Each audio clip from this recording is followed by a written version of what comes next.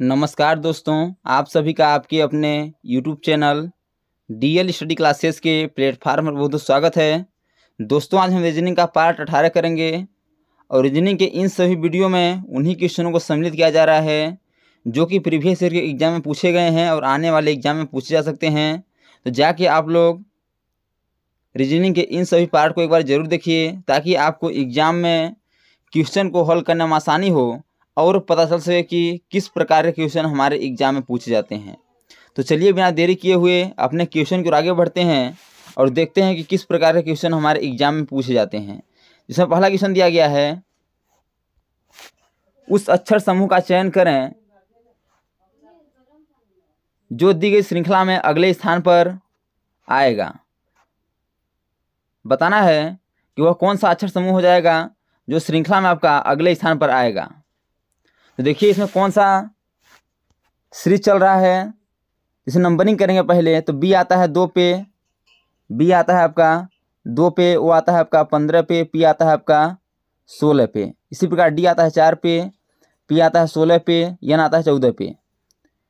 Same उसी प्रकार F आता है आपका 6 पे, क्यू आता है आपका 17 पे, एल आता है आपका 12 पे। उसी प्रकार यच आता है 8 पे, आर आता है 18 पे, जे आता है 10 पे। अब देखिए इसमें हुआ क्या है, तो 2 से आपका 4 हुआ है, 2 से 4 हुआ यानी +2। फिर उसी प्रकार 4 से 6 हुआ यानी +2। फिर देखिए 6 से 8 हुआ यानी +2, यानी +2 होगा तो 8 से क्या होगा फिर 10 होगा, तो 10 पर क्या आता है तो जे आता है, तो जे हो जाएगा। अब देखिए 15 से 16 हुआ है यानी कि प्लस का 1 हुआ है, 16 से 17 हुआ है प्लस का 1 हुआ है, 17 से 18 हुआ है यानी प्लस का 1 हुआ है। तो 18 से +1 होगा तो क्या होगा 19 होगा, और 19 पे आता है आपका यस आता है। अब देखिए जे यस, तो जे से आपके 2 ऑप्शन हैं तो ऑप्शन नंबर डी कट जाएगा और ऑप्शन नंबर सी कट जाएगा। अब देखते हैं कि ए और बी में कौन सा ऑप्शन करेक्ट होगा।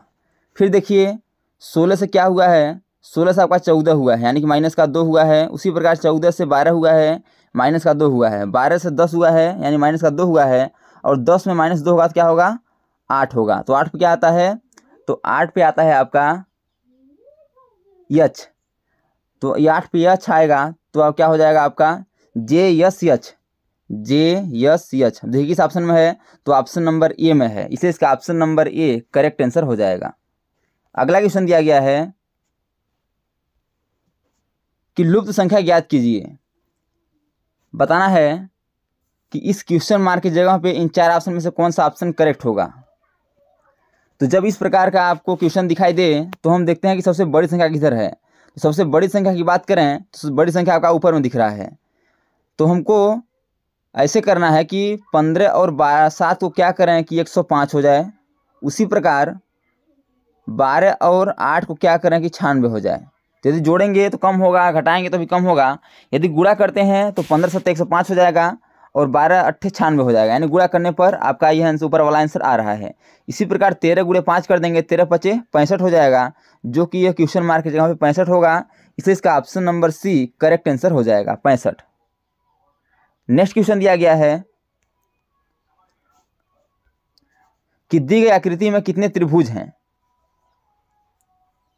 बताना है कि इस आकृति में कितने त्रिभुज हैं। तो इसे पहले नंबरिंग कर लेंगे 1 2 3 4। अब जितने त्रिभुज हैं यानी 4 हो गए, इसे 2 से मल्टीप्लाई कर देंगे तो हमारे क्या आ जाएगा 8 आ जाएगा, यानी कि इस टोटल त्रिभुज में आपके 8 त्रिभुज हैं, इसलिए इसका option number D correct answer हो जाएगा। नेक्स्ट क्वेश्चन दिया गया है कि निम्नलिखित में से कौन सा विकल्प दी गई श्रृंखला को पूर्ण करेगा। आपको खाली स्थान दिया गया है और बताना है कि इस खाली स्थान पे किस क्रम से इस खाली स्थान में रिक्त स्थान की पूर्ति होगी। तो वैसे से काउंटिंग कर लेते हैं 1 2 3 4 5 6 7 8 9 10 11 12 13 14 15 16। 16 है यानी 4 4 का पेयर बनेगा, तो पहले 4 4 का पेयर बना देंगे। तो 1 2 3 4, 1 हो गया, 1 2 तो 4, 1 हो गया, 2 हो गया, ये फिर इस प्रकार यहाँ बनेगा। अब देखिए अब इसे हम भरने का प्रयास करते हैं। देखिए पहले यू है, यू के बाद क्या है यहाँ पी है, तो यहाँ भी पी हो जाएगा। यू के बाद क्या है यहाँ, यू के बाद देखिए यू के बाद यहाँ पी है तो यहाँ पी हो जाएगा। और डी के बाद क्या है, तो डी के बाद यम है तो यहाँ भी यम हो जाएगा। क्या होगा यहाँ यहाँ पी हो जाएगा और यहाँ क्या हो जाएगा, यम हो जाएगा। यू पी डी यम भरना है, तो यू पी यहाँ डी छूटा है तो यहाँ डी भर देंगे, यू पी यहाँ आपका डी हो जाएगा। उसी प्रकार यहाँ यू पी डी एम ये भी हो गया, यहाँ फिर छूटा है पी तो यू पी डी एम, यानी कि सीरीज कैसा चल रहा है, तो सीरीज चल रहा है यू पी डी एम का सीरीज चल रहा है। हम क्या क्या उसको खाली स्थान में भरे हैं, तो पी भरे हैं, एम भरे हैं, डी भरे हैं, यू भरे हैं और पी भरे हैं, P M D U P.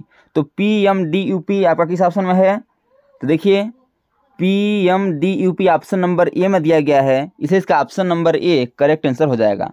तो दोस्तों मैं ऐसा नहीं पूर्ण विश्वास करता हूँ कि ये सभी क्वेश्चन आपको अच्छे समझ आ रहे होंगे। यदि क्वेश्चन में कहीं भी डाउट है तो आप लोग कमेंट बॉक्स में जरूर बताइए, ताकि अगले आने वाले वीडियो में हम उस डाउट को अच्छे से क्लियर कर सकें। नेक्स्ट क्वेश्चन दिया गया है आपका, यह क्वेश्चन वेन डायग्राम से है। क्वेश्चन है कि कौन सा वेन आरेख निम्नलिखित वर्गों को निरूपित करता है, फूल, गुलाब और पीला। देखिए बताना है कि इनके बीच क्या संबंध है, तो गुलाब और फूल के बीच संबंध है, क्योंकि फूल के अंदर गुलाब हो जाएगा, फूल के अंतर्गत ही गुलाब आता है, लेकिन फूल और गुलाब का पीला से कोई संबंध नहीं है। तो इसे वेन आरेख से किस प्रकार समझाएंगे, तो पहले हम एक बड़ा सा डायग्राम बनाएंगे, किसका, फूल का बनाएंगे, फ्लावर का, और इसी के अंतर्गत आपको गुलाब को रखेंगे, रोज को रखेंगे, क्योंकि फूल के अंतर्गत ही आता है गुलाब, और जो पीला है ये आपका कलर है, इसलिए इसको हम अलग रख देंगे ये लोग को। देखिए इस प्रकार किस ऑप्शन में डायग्राम है, तो इस प्रकार ऑप्शन नंबर सी में है, इसलिए इसका option number C correct answer हो जाएगा। अगला क्वेश्चन दिया गया है, क्वेश्चन है कि निम्नलिखित विकल्प में से संबंधित संख्या को चुनिए। बताना है कि 215 का संबंध जिस प्रकार 125 से है, उसी प्रकार उसी लॉजिक से 415 का संबंध किससे होगा। इन चार ऑप्शन में से एक ऑप्शन को बताना है। तो देखिए 215 को क्या करें कि 125 हो जाए,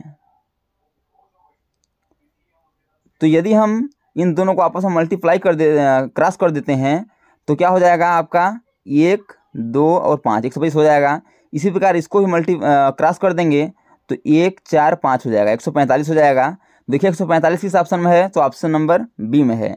यानी कि जो लॉजिक इसमें लगा है सेम उसी लॉजिक से हमें हल करना है, सेम उसी लॉजिक से हल करने पर हमारा 145 आंसर आ रहा है, इसलिए इसका 145 करेक्ट आंसर हो जाएगा। अगला क्वेश्चन है कि यदि डी ओ एन का कूट 345 और आर ओ ए एम का कूट 6412 तो R A N D O M का कूट क्या होगा।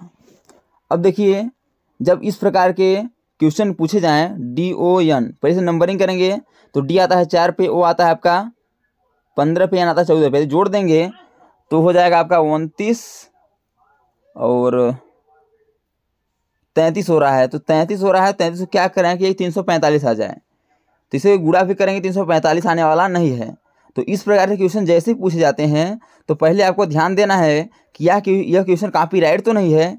देखिए डी ओ एन और आर ओ ए एम का दिया गया है और R A N D O M का पूछा है।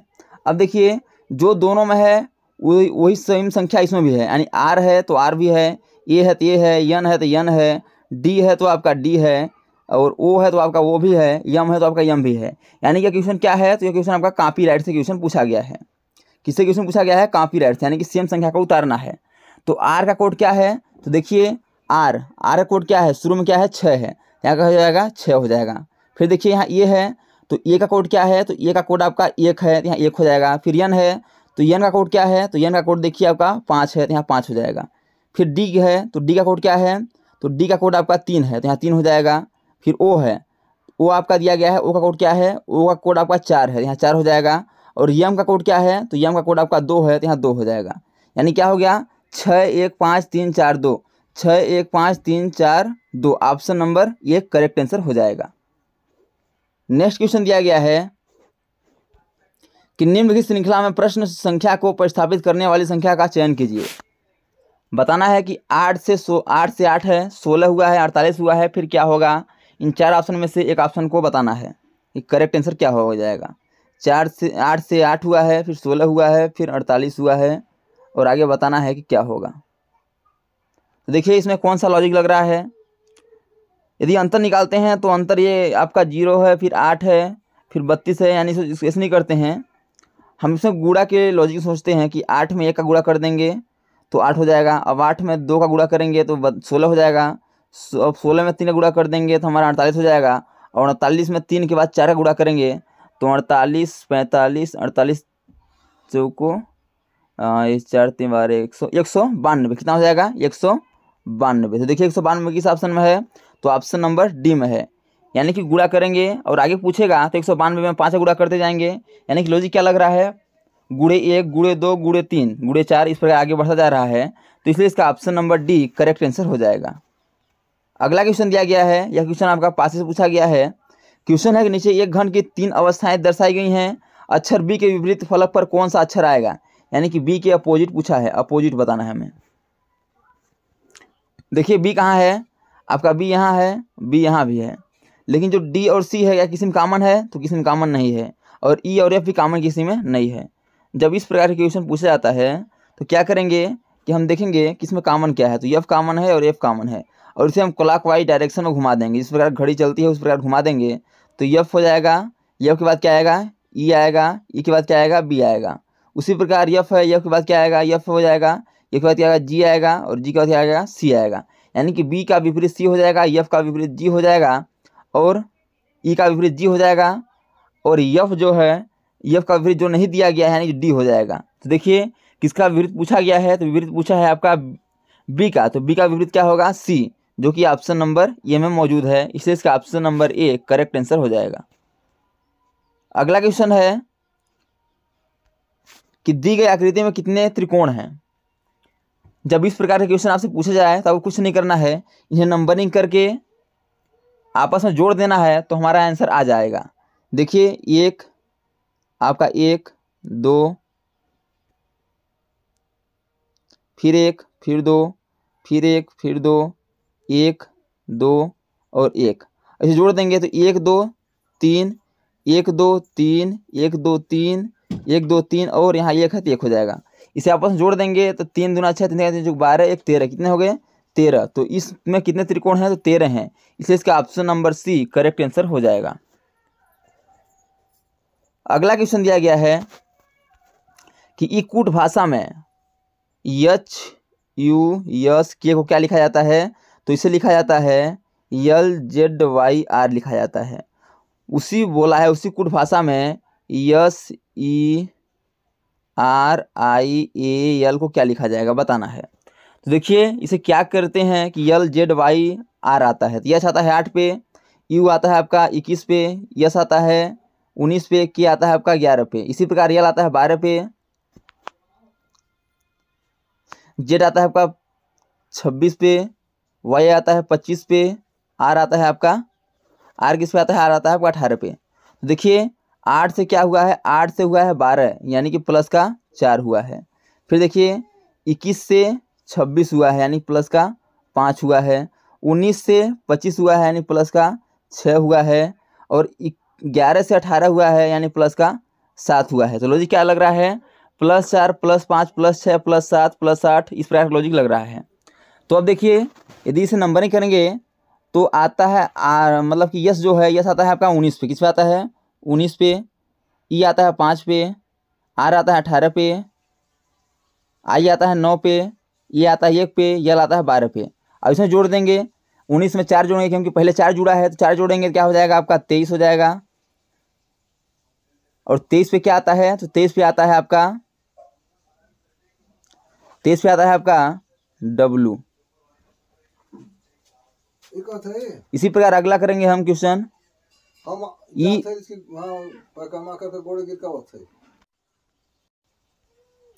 देखिए आपका है एच यू एस के, इसे क्या लिखा है यल जेड वाई आर लिखा है।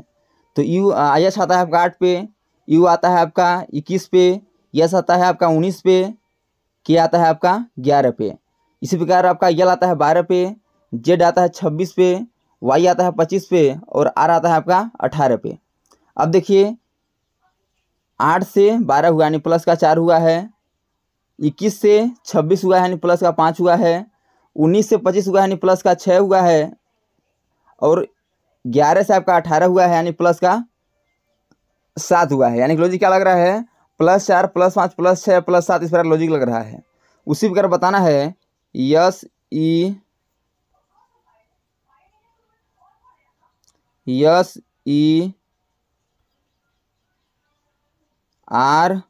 SERIAL को क्या लिखा जाएगा।